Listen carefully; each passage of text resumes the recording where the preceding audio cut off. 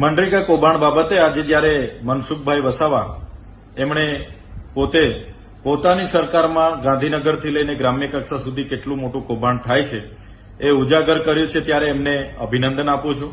આ એ જ મનસુખભાઈ વસાવા છે જ્યારે 1 મહિના પહેલા આ મનરેગા કૌભાંડનું જ્યારે મેં પ્રેસ વાર્તા કરી હતી ત્યારે આ એજન્સીઓને બચાવ કરતા હતા અને આવું કોઈ કૌભાંડ અહીંયા થયું નથી એવી પોતાની વાત મૂકતા હતા. ત્યારે મનસુખભાઈ વસાવાએ કીધું કે મનરેગા કૌભાંડમાં જે પણ એજન્સીઓ છે એમને હું સારી રીતે ઓળખું છું. એમને હમણાં પણ સર્કિટ હાઉસમાં બોલાવીને મેં મુલાકાત લીધી છે અને ગાંધીનગરના મંત્રીઓ, એમના સાંસદો, એમના ધારાસભ્ય, એમના સચિવો, એમના નિયામક, ડીડીઓ, ટીડીઓ સુધીના કેટલા લોકોને કેટલા હપ્તા આપણે આપ્યા છે એની પણ સંપૂર્ણ માહિતી એમની પાસે છે એવી એમણે કબૂલાત કરી છે. ત્યારે મનસુખભાઈ વસાવા પર પહેલેથી જ આ માહિતી હતી અને આજે પણ છે. ત્યારે એમને વિનંતી છે કે આ તમામ પ્રકારની માહિતી જગજાહેર કરે.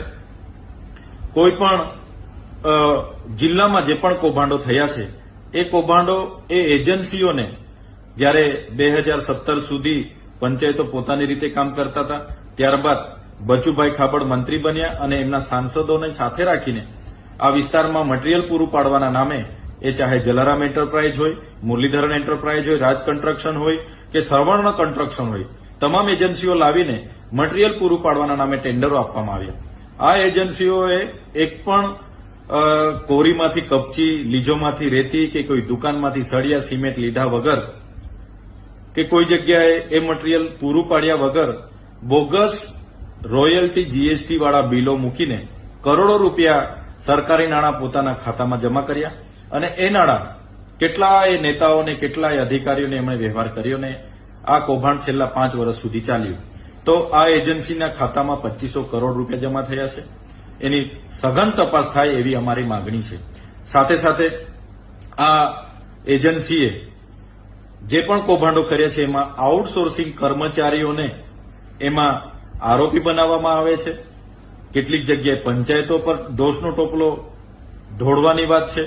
ત્યારે આ એજન્સીએ મટીરીયલ પૂરું પાડવાનું હતું, નથું પૂરું પાડીને કૌભાંડ કરેલું છે. એટલે આમાં જે પણ ઉચ્ચ કક્ષાના અધિકારીઓ છે, જેમ કે નિયામક હોય, ડીડીઓ હોય, ટીડીઓ હોય, એના પ્રોજેક્ટ કોઓર્ડિનેટર હોય, એમના પર પણ કાર્યવાહી કરવામાં આવે એવી અમે માંગ કરીએ છીએ.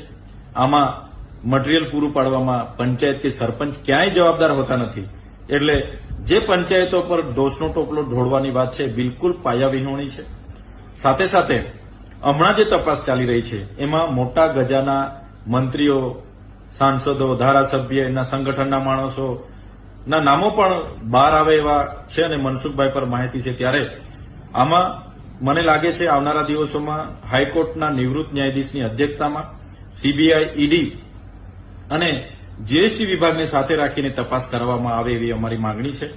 જ્યારે પણ કોઈ વ્યક્તિ નાનો ગુનો કરે છે ત્યારે દાદાનું બુલડોઝર ત્યાં પહોંચી જાય છે, ગૃહમંત્રી શેખીઓ મારે છે કે કોઈને કોઈ ચમરબંધીને છોડવામાં નહીં આવે. ત્યારે મારે વિનંતી છે કે તમારો ઝીરો ભ્રષ્ટાચારની જે નીતિ છે એને સાબિત કરવા માટે, દાદાના બુલડોઝરનો પાવર સાબિત કરવા માટે ખૂબ સારો અવસર તમારી પાસે છે. આમાં તમે ઝીણવટથી, નિષ્પક્ષથી તપાસ કરાવો.